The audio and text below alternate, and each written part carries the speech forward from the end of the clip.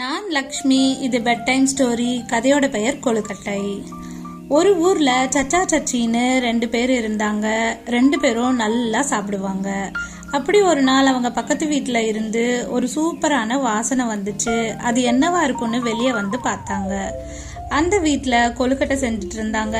அதை பார்த்ததும் சச்சாக்கும் சச்சிக்கும் ஆசை வந்துடுச்சு. 2 பேரும் கொழுக்கட்டை பண்ணலான்னு முடிவு பண்ணி அதுக்கு தேவையானதை சச்சா ரெடி பண்ணா. அப்போதான் தெரிஞ்சது விறகு வீட்டுல இல்லைன்னு.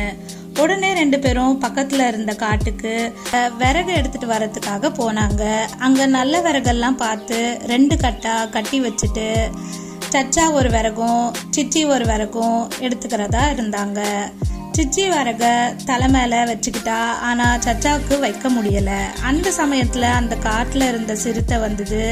அதுகிட்ட சிச்சி சொன்னா, சிறுத்தை நண்பனே, நீ இந்த விறக தூக்கி கொடுத்தா நான் உனக்கு 4 கொழுக்கட்டைகள் தருவேன் அப்படின்னு சொல்லவும், அதுவும் சரி நான் உதவி பண்றேன்னு சொல்லி எடுத்து கொடுத்துட்டு நான் இன்னைக்கு நைட்டு கொழுக்கட்டை சாப்பிட வருவேன் அப்படின்னு சொல்லிட்டு போச்சு. அவங்களும் வீட்டுக்கு சந்தோஷமா போனாங்க. கொழுக்கட்டை செஞ்சு சாப்பிட்டாங்க. ஆனா அவங்க சிறுத்தை கேட்டதை மறந்து கொழுக்கட்டையோட ருசியிலையும் ஆசையிலையும் ஒண்ணு கூட மிச்சம் வைக்காம சாப்பிட்டாங்க.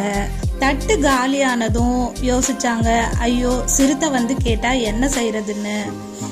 நைட்டும் ஆச்சு, சிறுத்தையும் வந்துச்சு. அவங்க வீட்டுல விளக்கெல்லாம் அணைச்சு வச்சு சத்தமே இல்லாம இருந்தாங்க.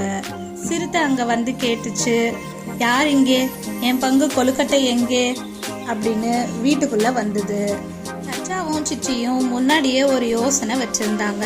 அது போலவே சிறுத்தை வீட்டுக்குள்ள வரும்போது வேகமா கதவை அடைச்சாங்க. அந்த வேகத்துல சிறுத்தை அவங்க வீட்டு எதிரில இருந்த கிணத்துல விழுந்துச்சு. சச்சாவும் சிச்சியும் நினைச்சபடியே சிறுத்தை கிணத்துல விழுந்துச்சு.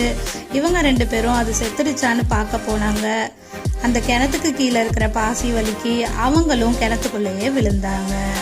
இந்த கதைப்படி அவங்க பண்ண தப்பு, சிறுத்தையை ஏமாத்தினாங்க, அதை கொல்ல நினைச்சாங்க. ஆனா அது அவங்களுக்கே பிரச்சனையாவும் ஆயிடுச்சு. இந்த கதை பெரியவங்க சொல்ற மாதிரி தன்வினை தன்னை சுடும் போல இருக்கு. அதனால நம்ம எப்பயுமே எல்லாருக்கும் நல்லதை மட்டுமே நினைக்கணும்.